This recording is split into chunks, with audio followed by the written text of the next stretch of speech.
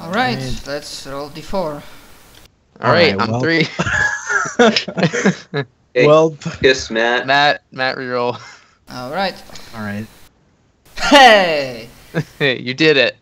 Okay. And Alright, so with so- that basically means I we're can't going roll because I like, you know. Yeah. I'll roll for you. Thank you. Alright, Well, well, we already you're know still they're a gonna 2. be You're still a 2. 2. But I still rolled for you. Okay. Lucas, you get Yeah. first decision. Let me just actually pull it open because I need to be able to read this without being a complete idiot. Okay. So, this entire sector is in name and a lot of the time by force under the control of the Empire of Azmate. They rule pretty much every single hex, or they at least claim to rule all of it. There's multiple elements out there that try to rebel against them, try to fight back. My first main question: are you servants of the Empire or opponents of it? Could we Well, be neither? Nope. Yes or no yeah. decision.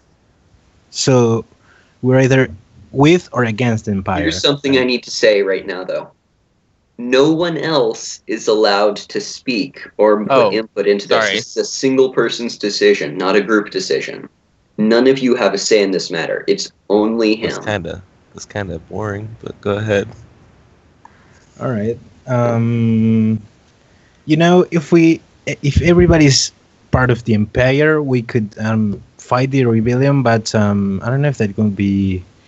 I mean, I think they could be short. Like, at some point, the sheer number of the Empire would just overwhelm any rebellion. So it might take out a bit of the complexity to the campaign. So I say we go against the Empire in this case. Okay. Against the Empire. Let me add that to the notes. Okay. Unfortunately, let's see what that adds and locks. Okay. Those aliens go off the list. Those go on the list. I mean, I have a question though. Like, We could still go to Empire Worlds. It's just that Yeah, wouldn't no, be I'm very talking liked about like there. starter characters. Ah. oh, It's I mean, so yeah, we starter don't. characters, starting resources. It changes based on these decisions. Not like Oh. intensely, but it does slightly. Well, I mean, I guess it depends also on our goal, but Yeah. I don't know. I guess someone else is gonna decide that. Yep. Opposing. There we go. Next one is going to be. Ooh, it's going to be. No, it's not Lucas. Oh, I'm crazy right now. There we go. We've got you back in. So we have question number 2. Hmm. I have no idea if I'm supposed to be answering. Okay, sorry. I'm just making sure I have my notes correct set up. There are 3 major conflict zones that are in the Empire right now. There is Adrastus. If you look over on our map, that's right over in the far right middle.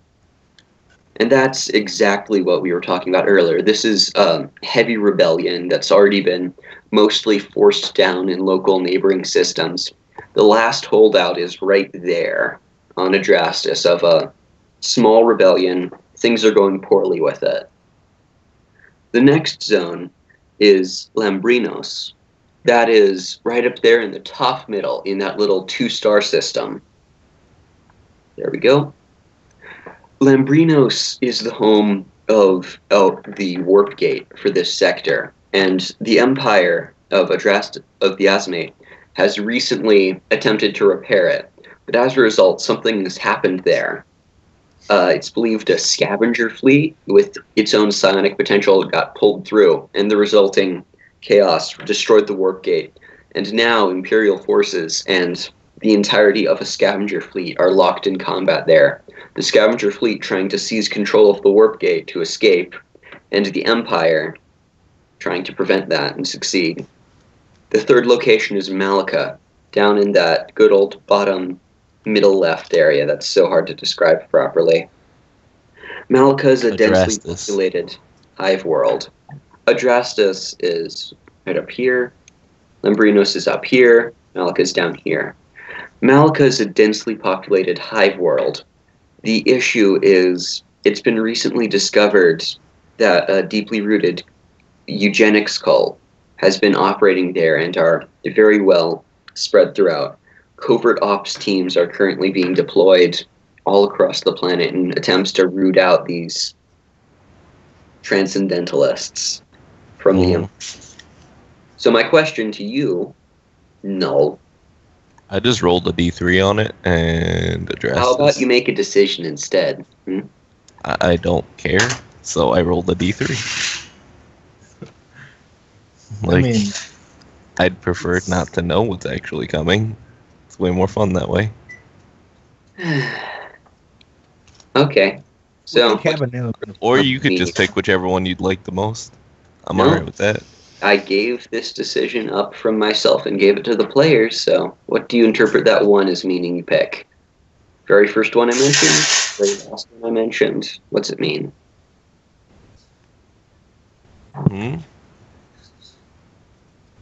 You rolled a 1. Yeah. What are you going to choose because of that?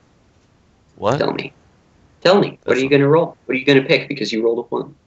Yeah, I already did. I said Adrastus. Okay, we're going with the Adrastus. Yeah, why not? Okay. That's fine. Heavy rebellion already squelched in Sanjabi and Ta'adena, last holdout group, and populace of the Adrastus system. Okay, so those are the big questions gone and settled. We have what side you're on, which group of this, maybe not the same movement, but the people who in general oppose the Empire. Now we get down into the specifics. So next on the list, we've got, who's number 3? That's you, I am. Marley. Yep. Okay. On the field of battle, things aren't going too well for your side, if that's a surprise. And recently, you've been informed that the enemy has deployed some new kind of, maybe not directly a force, but they've deployed new resources onto the field. You've read the intelligence reports or something. I want to know from you what those new weaponry or creatures they've deployed are. Are they experimental, newly designed drone abstract warfare units? Are they recently produced war beasts out of an Empire biolab? Or is it simply that from some good old strategy and such, they've cut you off and removed a large supply line from your forces on the ground, and they're slowly starving you out? Which one of those 3 things is what's going wrong on Adrastus for you guys right now? I'm going to pick the war beasts because I want to tame a war beast. So. Okay, there we go. I'm totally down for us being a group taming a war beast. That sounds super fun. No, I feel like my character would want a pet war beast. Dude, this sounds exactly like... This sounds like more 40k than Stars Without Number right now. So, the entire 40K. time, I've been Numbers thinking generally, it draws Tyranid. apocalypse themes, but... Fucking love those things. Okay, so yeah, that's where we're starting up. You are rebels opposing the Empire on Adrastus, where they've recently released experimental war beasts against the freedom fighters there. I have one last question. Hit it. Yeah, this one's going to go over to you, Matt. Very recently,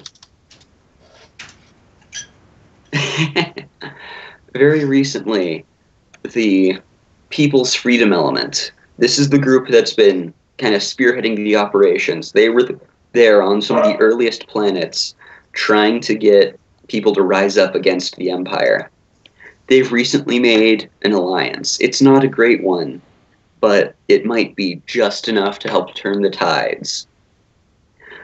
This alliance, is it with the JL. These are this strange foreign group of aliens. They're telepathic, they're insectile.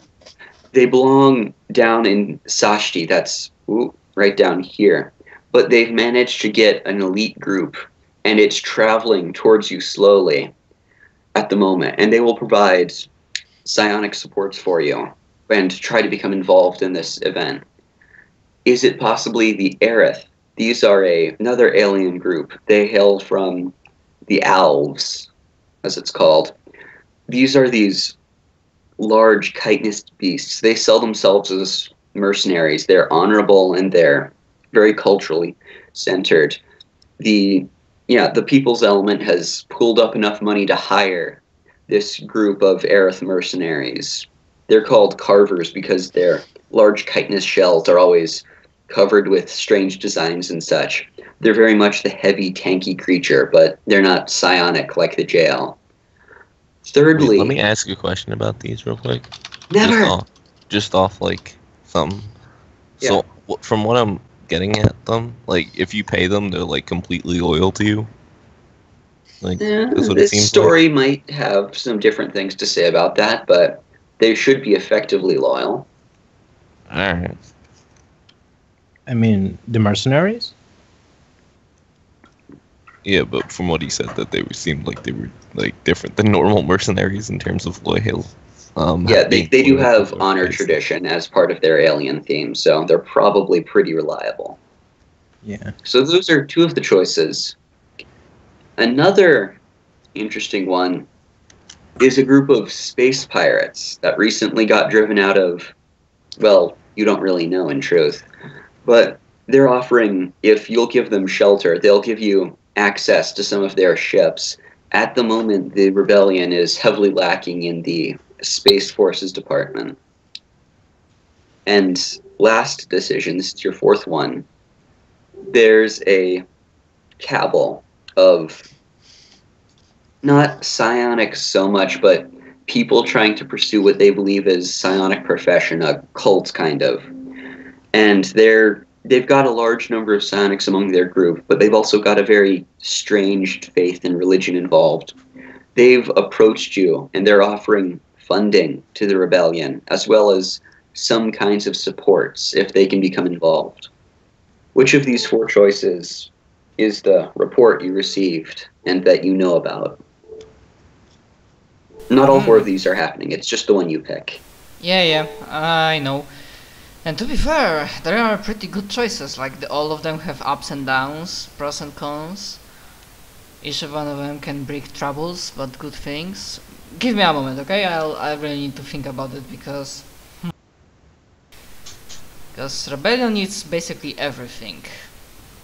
Both funding and ships. And if we don't have funding, mercenaries, well, it depends for how long these mercenaries were paid for. On the other hand, good rebellion relies on hit and run tactics, and you cannot really do them if you don't have ships. At least someone got interested in my choices. I was very interested. If it comes down to it, money is the best bet, like, for everything. With money we can get mercenaries, get ships. Yeah, but here it is. I mean, as a DM myself, I know that the cultists, I mean, I like it, because the cultists bring another problem, which I'm pretty sure will come down the road in the future. But the People's Rebellion does not have nearly any supply or basis of psionics, though, in their military structure. They need them desperately. Because the Empire certainly has plenty of psionics right now. Yeah, the way I'm thinking is that I'm definitely not gonna choose mercenaries. Mainly because they might be loyal, but who knows if we're gonna get money to pay them for prolonged period of deployment, and after initial contract ends, then Empire can just go, oh hey, we have money, so they're gonna get them on the side. Yep, psionic aliens from Sashti. Well, they might be useful, but they are like only one elite group. Yeah, so my choice is between funding from cult or spaceships. Fuck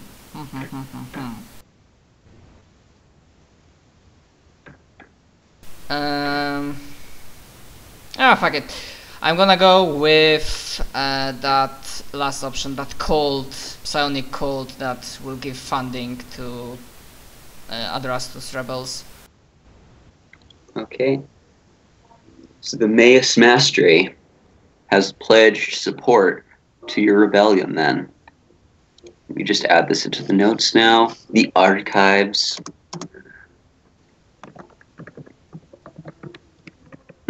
Yeah. So, there we go. That's what our story is that we're starting out with. Your freedom fighters in the system of Adrastus fighting against the Empire. You're attempting to fight against increasingly poor odds, and the Empire has simply released beasts of war upon you that have been in some Imperial biolab engineered specifically to destroy this slowly faltering rebellion.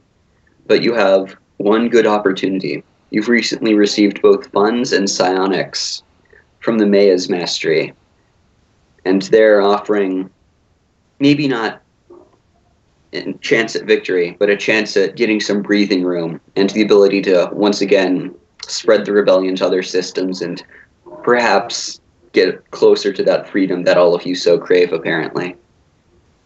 Let's get down to character creation. We've got that done, so let's get everyone some character sheets.